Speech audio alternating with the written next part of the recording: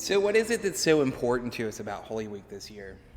I've been thinking a lot lately about this past year, about the shutdown, about all the isolation. And when I think about the shutdown, it's almost like we've been through our own year-long Holy Week. We've seen people come together and be their best and celebrate the best of us in society, whether that's cheering on healthcare workers or coming together to give frontline and essential workers the things that they need, or to just show them our appreciation. But we've also seen the worst. We've seen the terror and the worst of our society laid bare and open for everyone to see on television in real time. And that's what we see in the Gospels too. You have this triumphal entry that begins Holy Week, right?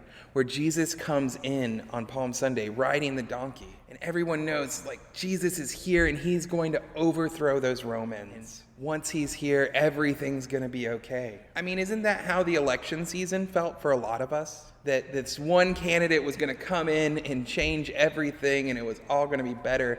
And the last 4 years would be like they hadn't even happened. And I know myself and I know a lot of my friends, we were all breathing a sigh of relief that things can finally get back to normal. Finally we can fix everything again that we saw wrong. But then we saw something else a few days later, a few weeks later. We saw terrorists storming the Capitol, and many of whom were claiming that building a lynching gallows and carrying weapons and carrying a terrorist flag into the nation's capital, many of them believed that they were following the cause of Christ in doing that. So our dreams of a powerful figure riding in on a donkey, or a powerful figure riding in a limousine and being inaugurated, our dreams of that powerful leader coming in and fixing everything, those dreams were dashed in just a moment. And so, of course, Palm Sunday for most of us is our favorite part of Holy Week because it feels like vindication and victory for Jesus. But I guess that is what pulls me back to the Gospels because of what Jesus does after Palm Sunday. He has all of the people with him. They all are so excited for their coming king, their Messiah. Salvation is with them. That's what that Hosanna meant. But then Jesus, with all the people behind him, chooses to confront the religious elites and the powers of that time. He goes after their exploitative and sacred idols, and then he uplifts the marginalized. He tells them the thing that they hold most dear, the seat of their power, will be utterly destroyed. And that reminds me of some things from our time too. It reminds me of activists who marched in our streets, stripping bare the lies that we tell ourselves about our democracy, and how they were met with violence by the civil authorities, and how they were condemned by their religious collaborators. But here's where Jesus really gets to me. The part where I'm like, no one else does this but Jesus. Because even his disciples and friends are disturbed by what he is saying. But then Jesus, in true Jesus fashion, shows us during Holy Week the heart of God. Because he tells all of them that everything that they believed, all of the things that they held dear, is about to be destroyed. It's about to be gone forever. But Jesus doesn't just leave them with nothing. Jesus doesn't leave them with nothing to fall back on. He gives them two material ways to connect with God and each other. Two new acts of showing that you're a part of what his life is. In John, we see him wash the feet of his disciples, his friends, and his followers, taking the posture of the lowest servant of the day. And I got to be honest with you, if you've ever washed a grown adult's feet, it is one of the most awkward and intimate moments that you can have. It's so humbling and life-giving, but in a way that only something so sacred can be, because it lowers you into a posture of service that's undeniable. And it requires you to gain the trust of those whose feet you're washing. It is so powerful a moment. Jesus leaves that to us as a reminder of what this new thing that is going to be born on Good Friday and come into its fullness on the first new day of Resurrection Sunday. Jesus leaves us that. Jesus says, if you are going to have a part of me, this is a part of you. That's the first thing that Jesus leaves to his disciples, and the first thing that is given to them, to take on the role of a servant in the most humbling of ways. That this is the way that you will imitate the life of Christ, the life of Jesus. And the second thing that Jesus gives them is the table. And y'all, I don't know about you, but this one hits home to me after the pandemic. Sharing our tables is life-giving. One of my favorite things in the world to do is to share a meal with those whom I love. It's so human, isn't it? It's so holy.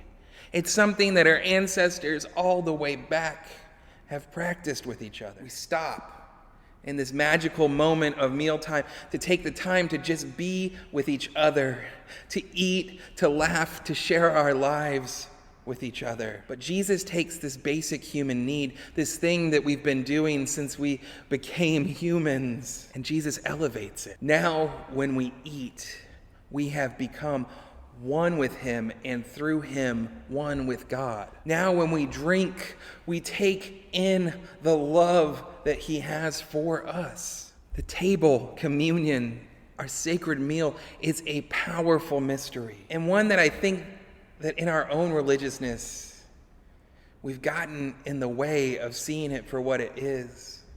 You see, I love the table on Sunday mornings and the call to communion and the serving of the people by the people. If we didn't do anything else on Sunday, I would be happy enough to proclaim the risen Christ and for communion to be distributed amongst all in attendance. But that meal that we have on Sunday, that Last Supper, that communion meal, it's supposed to remind us that every time we eat and that every time that we drink, that we are to remember Jesus, that we are to remember the birth, the life, the death, and the resurrection of Jesus. We forget that even when we pull through a drive-through and hurriedly eat a meal on our way to the next thing that we have to get done, that too is a time of remembering Jesus. And too often, y'all, too often our tables have been empty of family and friends this past year. And if we're honest,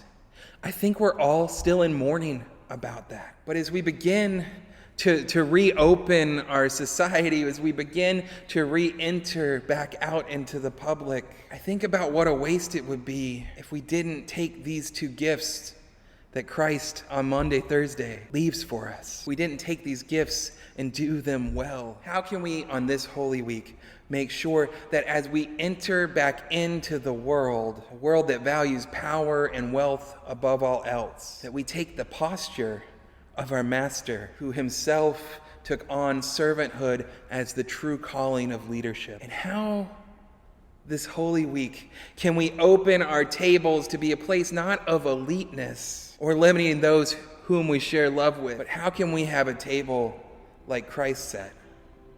For those who let us down, for those who betrayed us, and those who stayed faithful and with him as those women disciples did the whole way.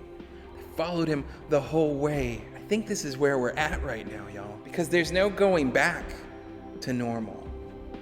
There's no way we can go back to the way things always were. But Maundy Thursday, which is what we call this part of Holy Week in itself has lessons for us as we go back into society, as we reopen. It has lessons for us of the way things could be. So may you go to your table this week and knowing that each time you eat and each time you drink, you are celebrating and remembering the life of Christ. May you go into this world to see things not as how they are or not trying to return back to normal, but deciding that you will follow Christ and that you will make things be on earth as it is in heaven. May it be so.